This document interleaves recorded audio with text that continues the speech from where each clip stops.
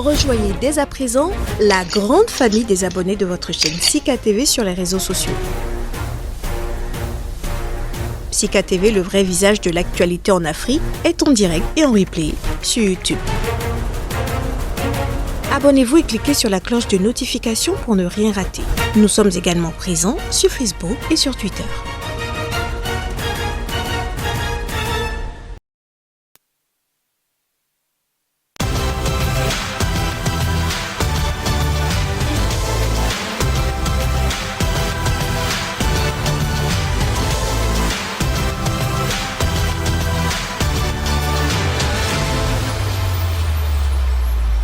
À tous, bienvenue. Du premier message à la nation de son quinquennat, nul doute, Patrice Talon était attendu sur nombre de chantiers. Si la question de la grâce présidentielle et donc de la réconciliation aura focalisé l'attention, le grand nombre, mesdames, messieurs, retenait aussi son souffle au sujet du volet social, lui qu'il avait promis grande nature. Mais dans cette adresse, rien n'y fit, silence radio. Qu'est-ce qui a pu bien justifier ce mutisme? On s'interroge plus d'un. Beaucoup de se mettre alors Mattel en tête. Le hautement social absent du message du 31 juillet. Des citoyens préoccupés, à raison.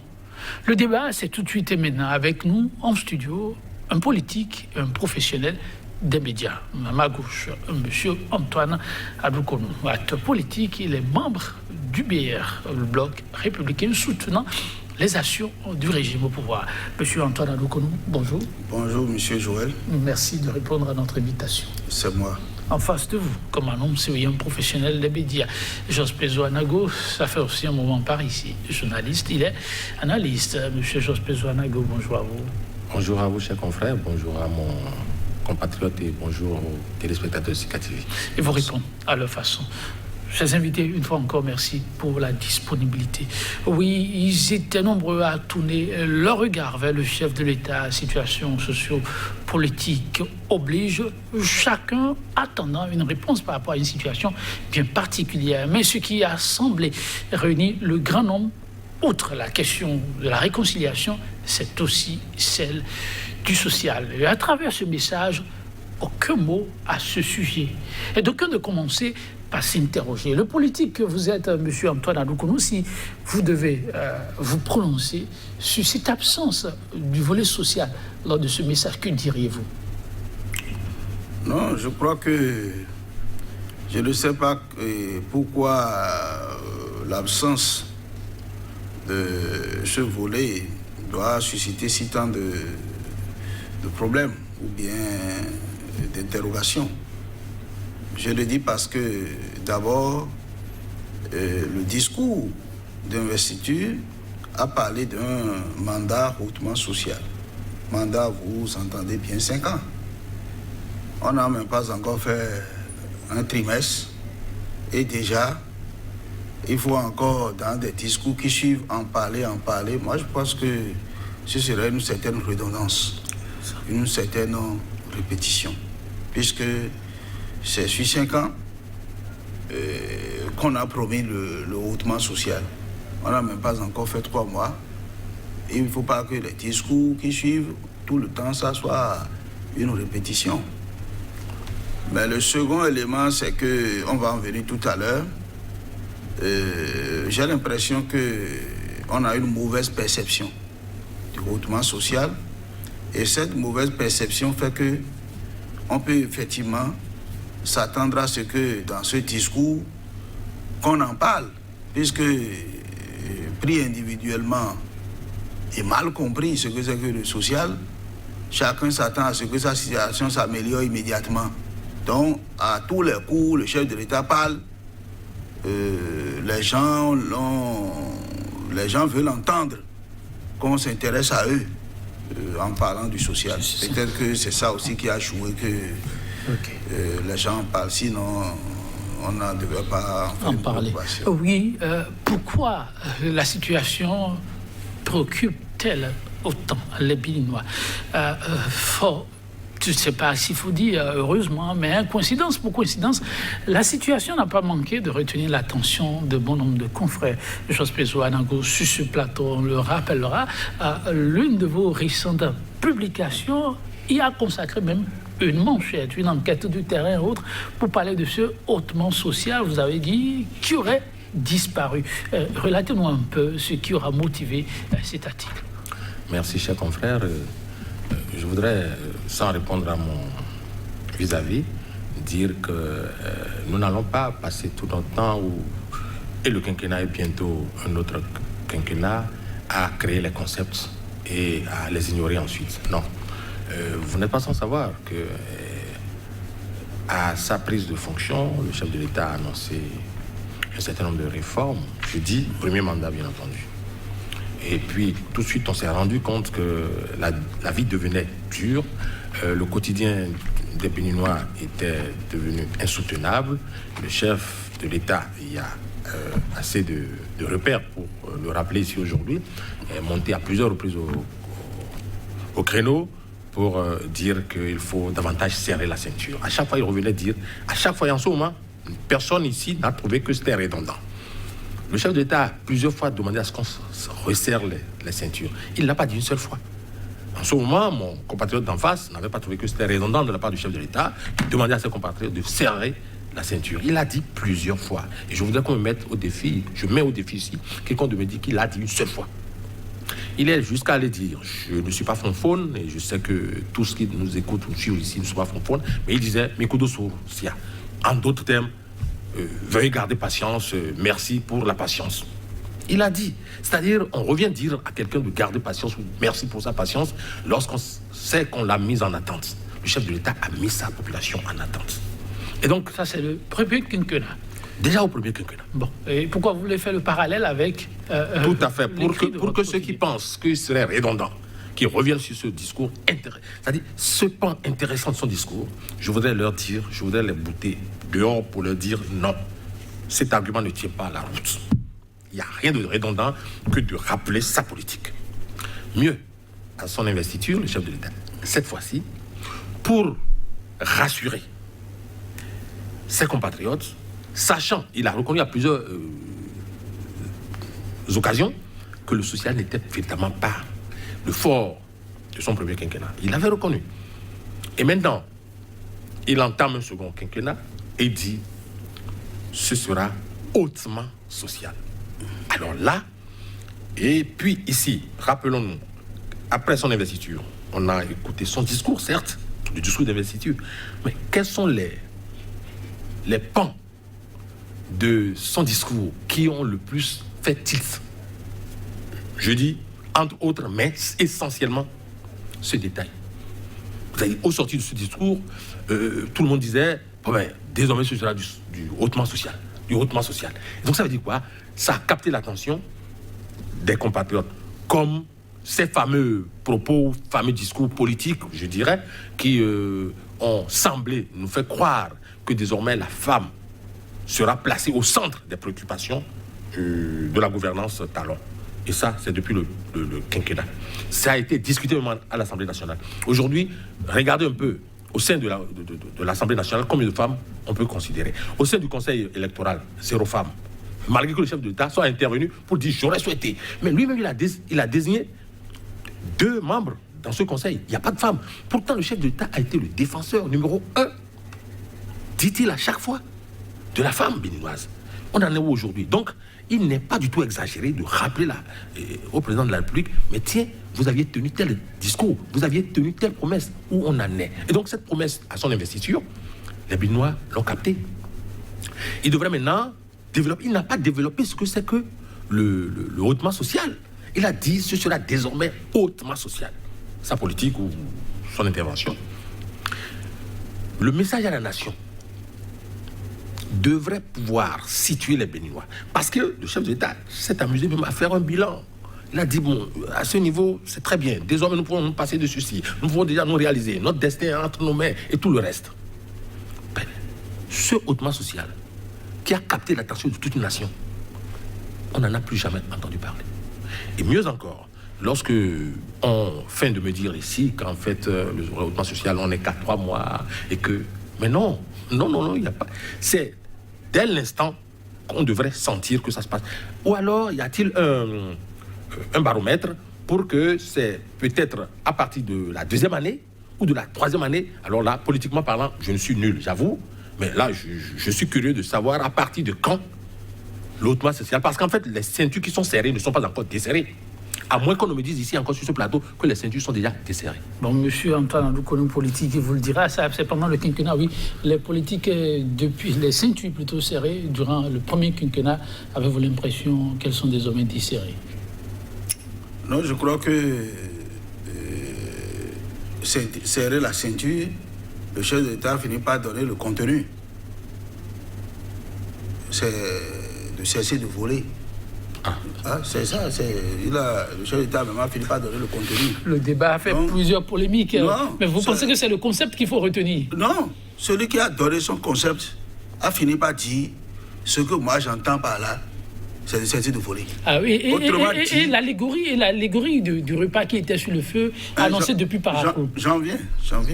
Autrement dit, même si le chef de l'État ne le disait pas, c'est la compréhension que, en principe, quelqu'un qui est neutre devait avoir. Parce que, en fait, c'est de comprendre que nous sommes venus de très loin et nous voulons aller très loin.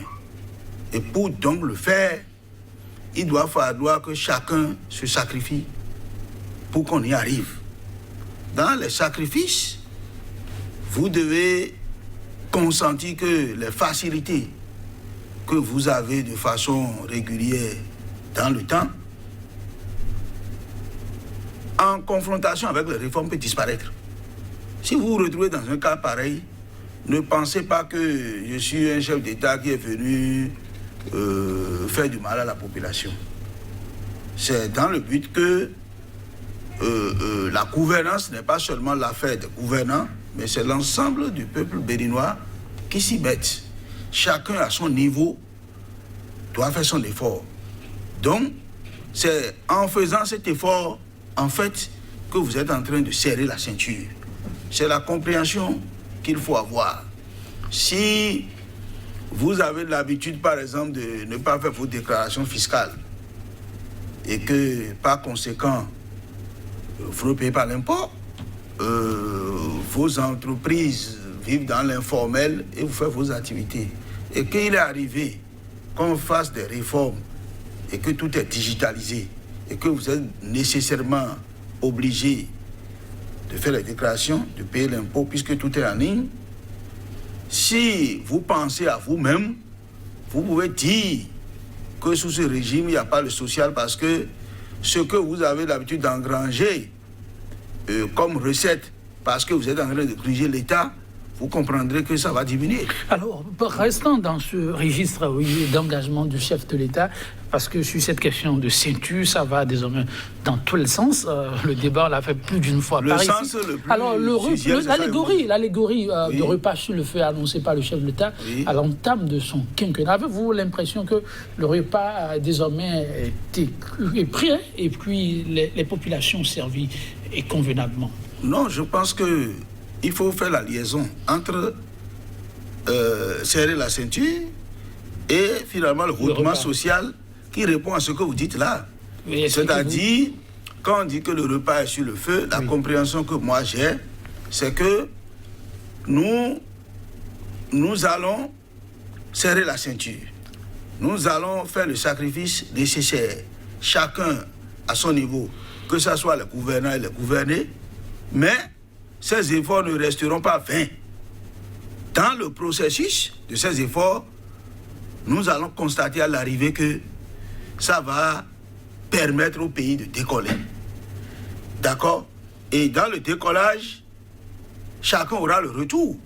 C'est-à-dire que lorsque nous créons la richesse, nous faisons l'effort de créer la richesse, ce qui va s'en suivre, c'est la redistribution. Et c'est ça qui va être le hautement social. C'est ça. C'est ça. Alors, à l'étape où le Bénin en est, question de redistribution, est-ce qu'on peut déjà le constater sur le terrain ou bien c'est trop tôt d'en parler? Je crois que c'est une question qui est bienvenue parce que j'ai l'impression que ça va dans tous les sens.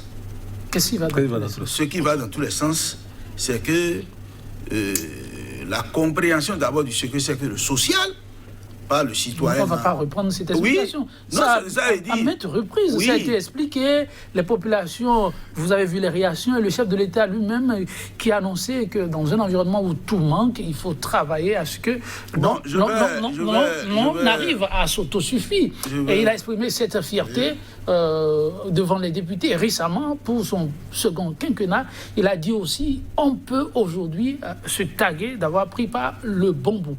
Alors, lorsqu'on est à ce niveau, est-ce qu'on ne doit pas revoir les choses autrement ou bien apprécier les choses autrement? Je suis d'accord avec vous, mais comment apprécie-t-on? C'est ça, il explique. Comment ça se fait? Parce que celui qui veut apprécier doit savoir d'abord le mécanisme par lequel ça se fait pour voir si est-ce que ça se fait bien ou ça se fait mal.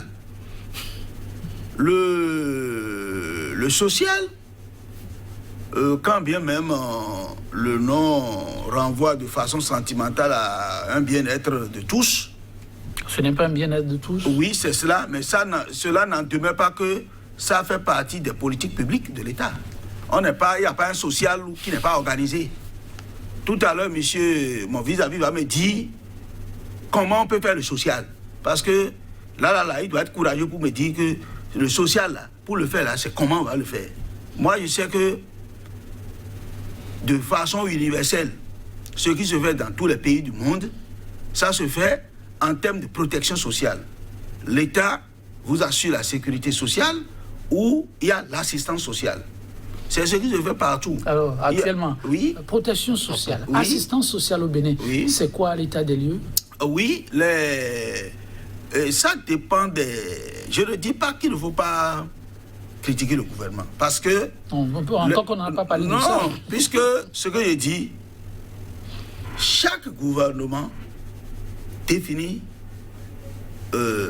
ses politiques publiques.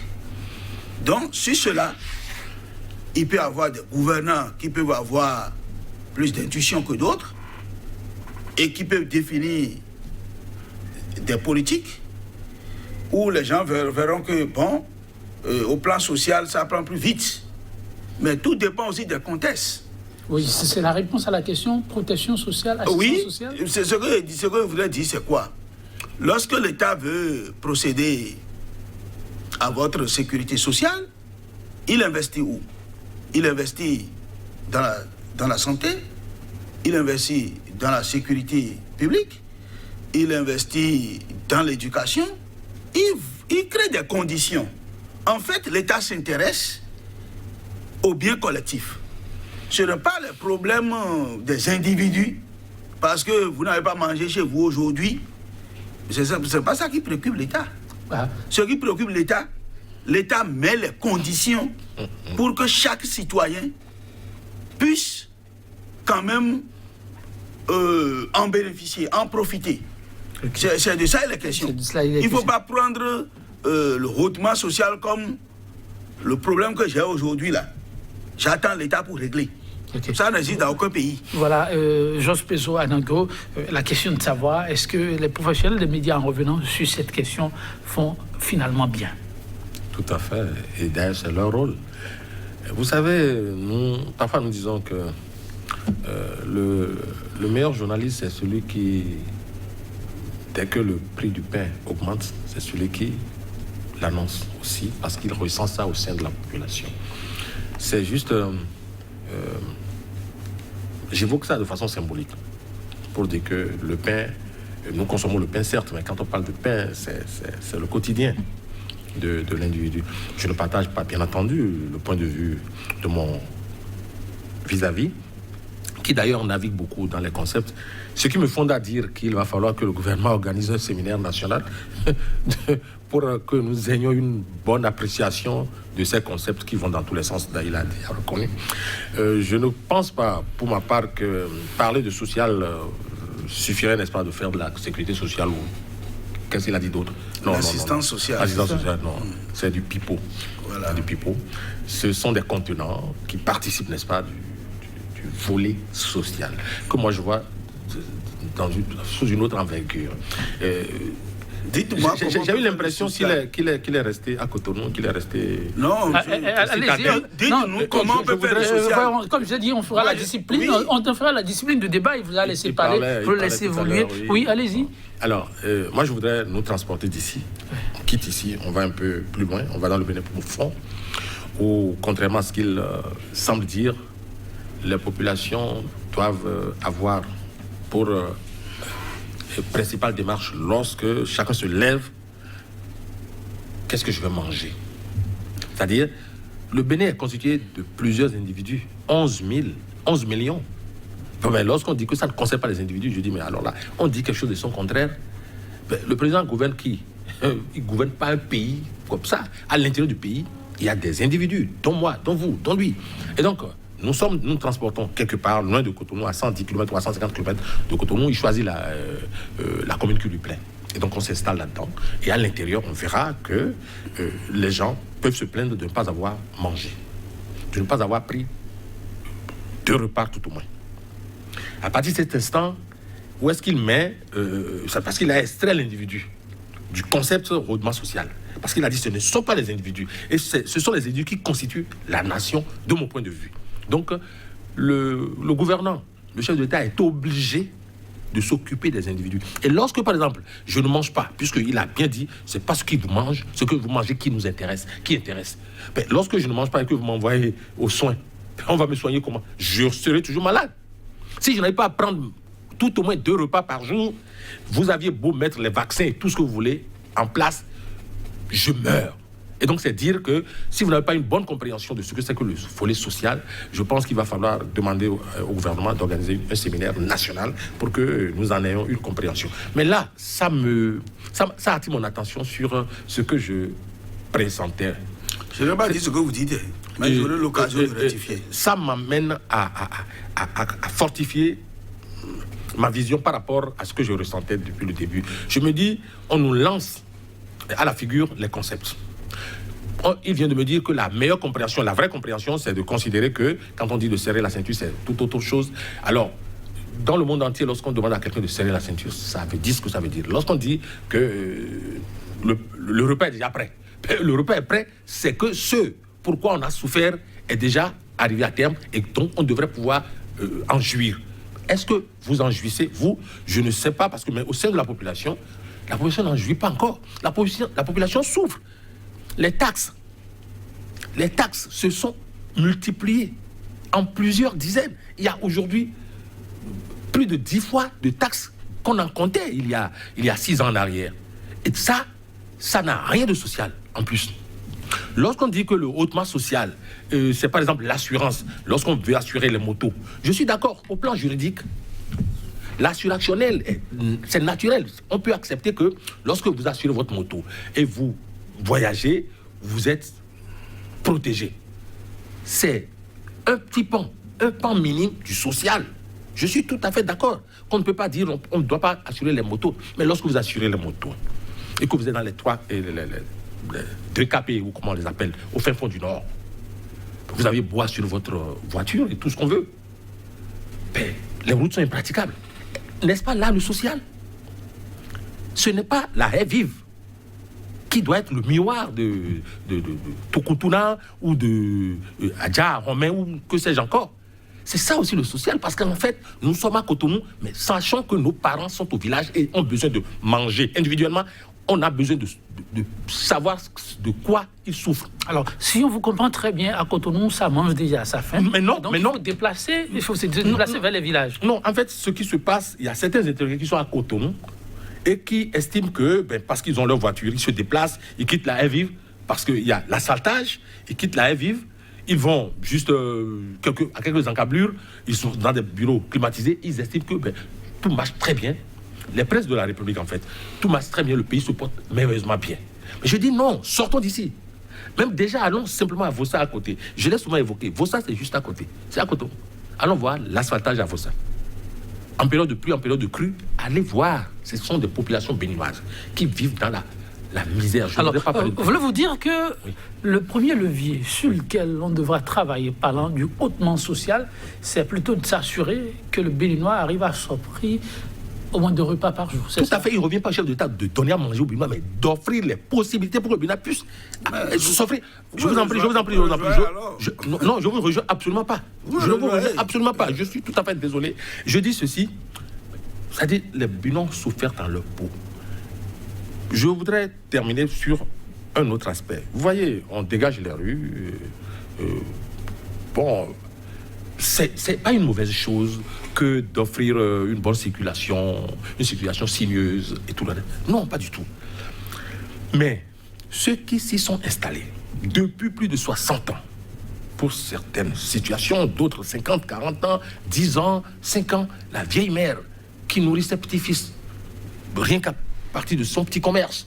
Mais un beau matin, on dégage tout ce beau monde. Certains sont allés faire des prêts dans des structures de microfinance et tout le reste. On n'en a même pas fait idée. Et puis, on les balaye. On met ces personnes dans... Ces personnes étaient dans la précarité. On les met maintenant dans la misère. On prolonge leur misère. On casse tout. Je ne dis pas qu'on doit... Mais est-ce qu'on a pensé aux conséquences? Est-ce qu'on a corrigé tout au moins en amont les conséquences avant d'aller? Ça, ce n'est pas du hautement social.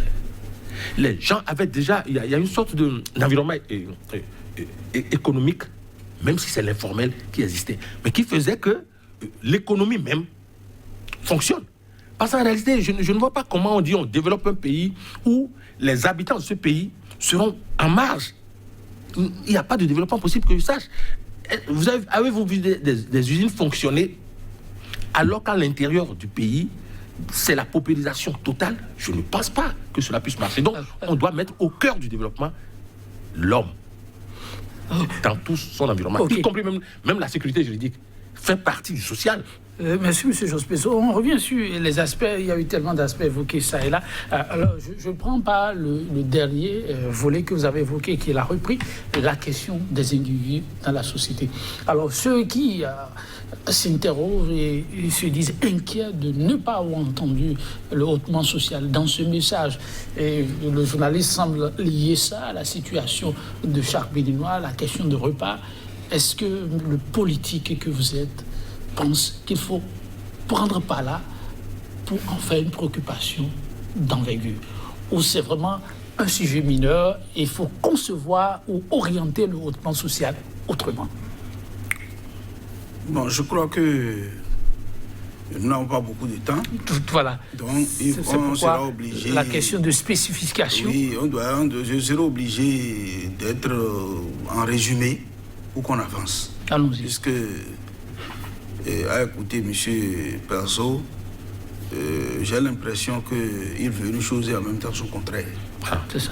Je vais y arriver. Bon, le premier élément, j'ai dit ici que chaque gouvernant définit ses politiques publiques en fonction certainement des problèmes qu'il a en face de lui. Une politique fiscale aujourd'hui peut ne pas être la même demain, compte tenu des contraintes que les gouvernants. Peut-être que le travail que fait le président actuel, celui qui va le suicider après 2026, quand lui il est venu voir que bon, il y a déjà quelque chose d'important qui a été fait, lui va reprendre par un autre pan. Et pour reprendre par un autre pan, il faut définir une autre politique. Mais en fait, l'État a une continuité.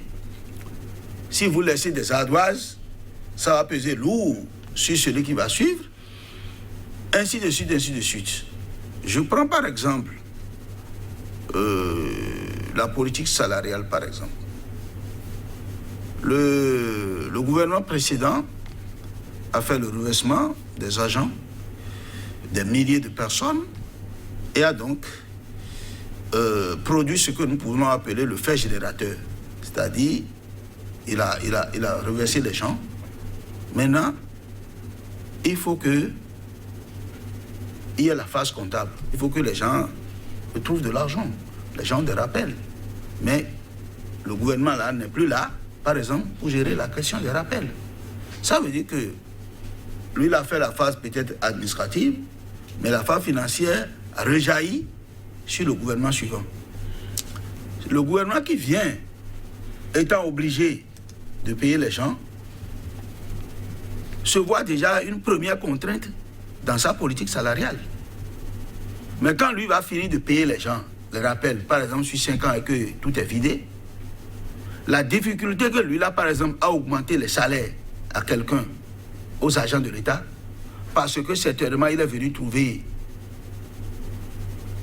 une grosse ardoise de rappel ou bien de dette salariale. Si lui finit d'éponger la dette, celui qui le suit n'a pas la même difficulté d'augmenter les salaires.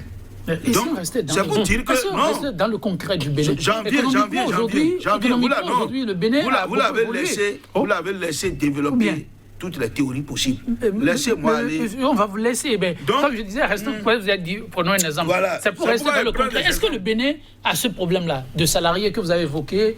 On a dû payer les salaires aujourd'hui, on est coincé, on ne peut plus améliorer la situation des autres. Moi, je suis en train de montrer comment... Non, est-ce qu'on a ce problème? Non, puisque, au fait, nous, les citoyens, nous faisons des comparaisons d'un régime à un autre, sans prendre en compte les réalités qui varient d'un régime à un autre. C'est pourquoi je vous ai dit que, pour un régime donné, on peut avoir une politique donnée, et que pour un autre régime, la politique peut varier, compte tenu des variations éventuelles, d'éléments, de paramètres, d'un régime à un autre. Mais si vous observez bien, la finalité doit viser le bien-être des populations. Voilà. Oui, alors, est-ce qu'on est dans ce cas de difficulté salariale? Non, vous avez donné juste l'exemple. Oui, par exemple, moi, le gouvernement s'est expliqué par rapport, lorsque les syndicats parlent de non-augmentation de salaire sous ce régime, le gouvernement était clair. Je suis venu trouver une ardoise de rappel salarial de près de 197 milliards ou bien quelque chose. Je me suis dit, j'ai deux options. La première option, soit je me concentre de payer les rappels, ou bien, bon, je choisis d'augmenter encore les salaires pour augmenter les dettes. Et le gouvernement a fait son choix. D'accord? Je ne dis pas que ne pas augmenter. Moi-même, je suis agent de l'État. Je veux que mon salaire augmente. Je ne dis pas ne pas augmenter là. Que c'est ça que je veux que ça soit la règle. Mais je dis qu'il y a des contraintes qui peuvent peser sur le gouvernement, qui peuvent les orienter vers une politique donnée. Ça veut dire quoi? Lorsque j'écoute M. Perso, il me semble qu'il m'a mal compris. Parce que lorsque je dis que l'État ne s'intéresse pas aux individus et que l'État s'intéresse au bien collectif, le bien collectif n'a pas existé sans le bien individuel. Mais le passage, c'est qu'on part du collectif pour aller à l'individu et non de l'individu pour aller au collectif. Exemple concret, lorsque je vais dans les 2 KP ou bien quelque part dans le Bénin dont il parle, quelqu'un se lève aujourd'hui, ne mange pas. Bon, qu'est-ce qu'il fait? Quelqu'un qui n'a pas trouvé à manger, il fait quoi? Il va s'attaquer à Talon? Ou bien il va s'attaquer à qui? Il ne peut s'attaquer à personne. C'est ça la question. Il ne peut s'attaquer à personne. Parce que ce que le gouvernement peut faire, c'est quoi? Le gouvernement peut mettre des conditions.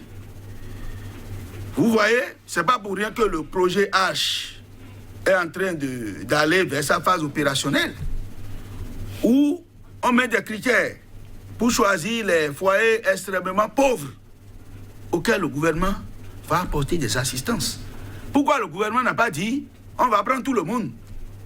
Parce que on sait qu'il y a des situations où, quand bien même on est en train de faire le bien collectif, il reste encore des résidus qui ont des problèmes. Il faut repenser encore une politique pour eux. Donc, ça va concerner les ménages extrêmement pauvres. Je dis les, je n'ai pas dit le. Ça veut dire qu'on s'était toujours à un groupe.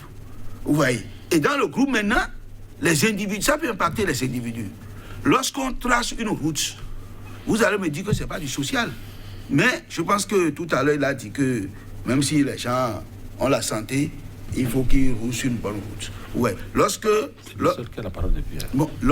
on trace une route, ça n'a pas l'aspect de quelque chose de social en termes d'assistance directe. Mais quand vous voyez les effets, ça a des effets sociaux. Là où, par exemple,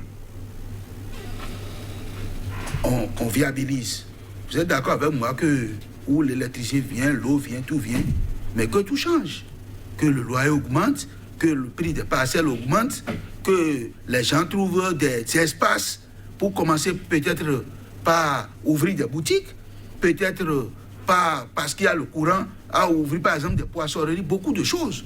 Mais l'État, lui, il a mis seulement la route, il a mis seulement l'électricité, il a mis seulement l'eau.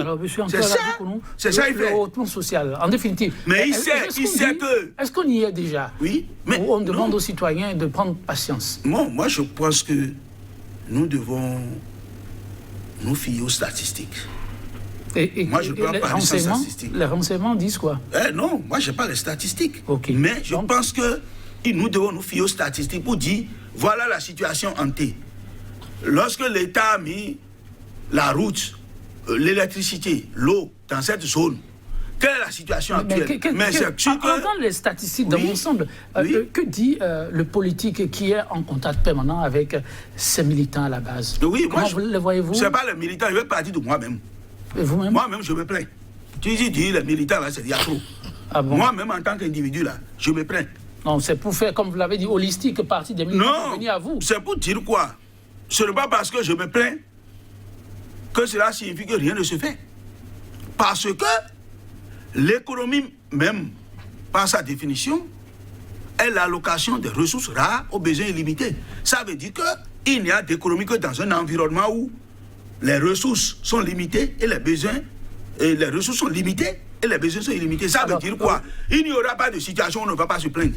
Donnez-moi un pays du monde où il n'y a pas de situation de citoyens qui se plaignent. En tant que la question ne pose pas à cet thème. Oui, monsieur Joseph Pezo, la grosse question, vous permettez, la grosse question, aujourd'hui, est-ce que les Béninois ne sont pas trop impatients, en définitive, au regard de l'exposé fait par le politique? Non, mais écoutez, chers confrères, je voudrais dire non, les Béninois ne sont pas impatients dans la mesure où, si on se souvient bien, il y a 5 ans en arrière, il y a le président de la République qui prenait les rênes du pouvoir et disait qu'il ferait juste un mandat et démontrer qu'en un mandat, en 5 ans, on pouvait faire le job. Ça veut dire qu'il pouvait offrir en 5 ans aux Béninois ce dont ils rêvaient, à moins qu'on ne me donne l'élément contraire. Je réponds ainsi à votre préoccupation pour avancer et dire ceci. Mais je voudrais dire ceci. Lorsque on va chaque fois s'accrocher à l'autre a fait mal, il a laissé une ardoise. Mais si nous parlons d'ardoise aujourd'hui, nous connaissons au moins les dimensions d'une ardoise. Hein. Une ardoise, c'est au plus 30 cm sur 20, si je ne m'abuse. La plus grosse ardoise. Mais là, nous irons vers un tableau. Après, si un jour ce régime faisait place à un autre, nous aurons affaire à un tableau. Et le tableau, c'est minimum 2 mètres sur 1,50 mètre. Oui. Parce qu'en termes de dette, parce qu'on me parlait tout à l'heure sur ce plateau de dette qui s'échelonnait autour de 200 milliards, enfin, à la limite. Et c'est déjà une ardoise. C'est une ardoise. C'est-à-dire, nous irons à plus d'une ardoise, nous irons sur un tableau entier, car aujourd'hui, en termes de dette, ça ne se calcule plus seulement en millions, ça se calcule en dizaines et centaines et milliers de milliards. Alors, voulez-vous dire qu'il faut d'autres approches? Oui. Parlant du hautement social. Oui. En fait, certains observateurs disent, peut-être avec raison, que nous avons ici, à la tête du pays, un capitaliste qui réfléchit. Un capitaliste. Je suis tenté de le croire dans la mesure où, lorsque vous observez un peu la politique économique même du chef de l'État, vous sentez qu'il s'adresse à des gens qui sont pratiquement de son acabit, c'est-à-dire il s'adresse à des capitalistes. Ce n'est pas le cas. Je ne lui demande pas de faire une économie socialiste. Non. Mais on a aujourd'hui l'impression que franchement, nous avons à la tête du pays, quoi qu'on dise, un capitaliste, et qui ne s'en cache d'ailleurs pas, et qui met une gouvernance capitaliste. Dans ça, il est difficile et carrément impossible d'attendre de lui qu'il fasse du social. Et le chef de l'État, lorsqu'il disait ce sera du hautement social, cela veut dire que lui sait qu'il lui faut dire quelque chose de gargantuesque, de grand, de fantastique pour pouvoir calmer son peuple qui était impatient. Attention, voulez-vous dire que c'est juste un mot Oui.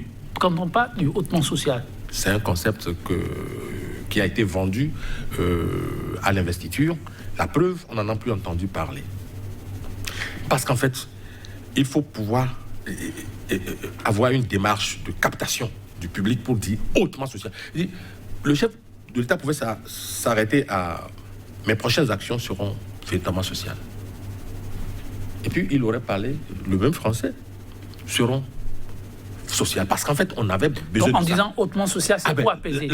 Mais monsieur Jospé, oui. quand vous le dites ainsi, Oui. et quand on prend les éléments que votre vis-à-vis a eu à énumérer, qui sont des éléments qui peuvent impacter le social, est-ce qu'on ne peut pas dire que vous exagérez un peu? Non, je n'exagère pas. Je n'ai d'ailleurs même pas balayé d'un revers de la main certains éléments qu'il a tout fait d'ailleurs de revenir soutenir, dans la mesure où il a cru dire que le social c'est sécurité sociale. J'ai balayé ça d'un revers de la main pour lui dire non, de revenir à de meilleures compréhensions. Qu'est-ce que le professionnel des médias, donc à l'écoute de la population, la voix des sans-voix, comme on dit, aurait pu conseiller au chef de l'État s'il faut aller vers le hautement social? Voilà. Vous voyez, aujourd'hui, il y a une crise planétaire, une crise sanitaire planétaire qui est la Covid-19. Cela va sans dire. Ça a impacté négativement tous les pays du globe.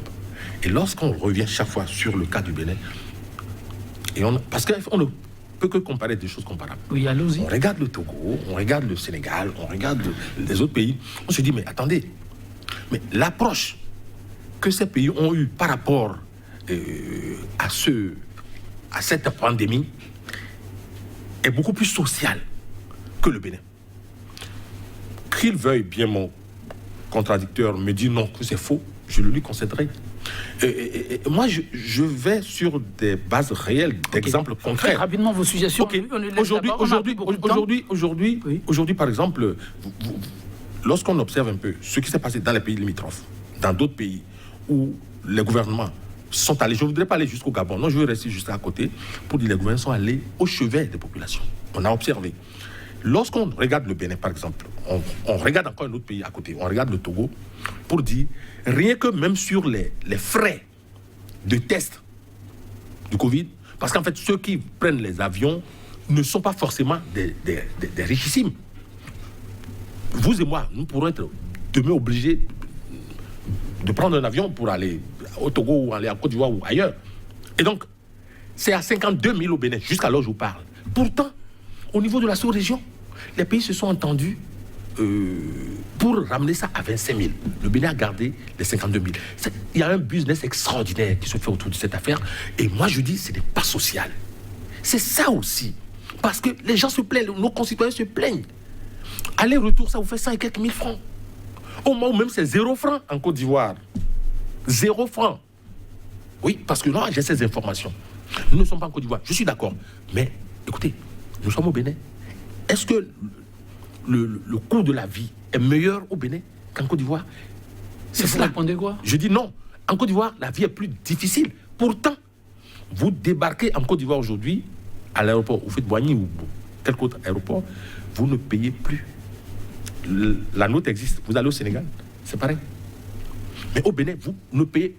C'est-à-dire, on vous oblige à payer 52 000 au lieu de 25 000 que les autres, sur lesquels les autres se sont alignés. Donc, où est le social? Il faut demander au chef d'État de revoir ça. Bien sûr, de revoir ça. Je serais tenté de vous demander d'autres points, mais puisque le temps tire à sa fin, je donnerai la parole à votre vis-à-vis. Monsieur Antoine Adoukono, vous voyez le chef d'État beaucoup plus dans des camisoles de capitalistes. Impossible d'aller vers le social. Que faut-il faire pour rassurer ceux qui pensent qu'il est plus capitaliste que socialiste? Moi, je vais vous dire 3 choses. Ok. La Et en même temps, vous concluez après ces 3 choses. La première chose, oui. J'ai dit que chaque gouvernant définit sa politique. Et je n'ai jamais dit qu'il n'y a pas de politique sous talon qu'on ne peut pas critiquer. D'accord? Il n'y a pas de politique sous talon qu'on ne peut pas critiquer. Donc, les critiques, j'accepte, j'ai réservé une marge. Deuxième chose, je dis, est-ce que celui qui critique là, il a les données, les contraintes qui pèsent sur le gouvernement? Et la troisième chose, je demanderai au gouvernement, si tant est que une politique n'améliore pas les choses, il faut redéfinir une autre. Merci beaucoup. Voilà. Voilà, beaucoup de sagesse ce matin sur ce plateau. C'est à votre actif, chers invités. Merci à vous, M. Georges Pezo-Anago. Merci également à vous, M. Antoine Aloukonou, chers téléspectateurs. Ce sera tout voilà, pour aujourd'hui. On se retrouvera demain avec toujours le même entrain, la même disponibilité. À chaque jour suffit sa peine. À très bientôt.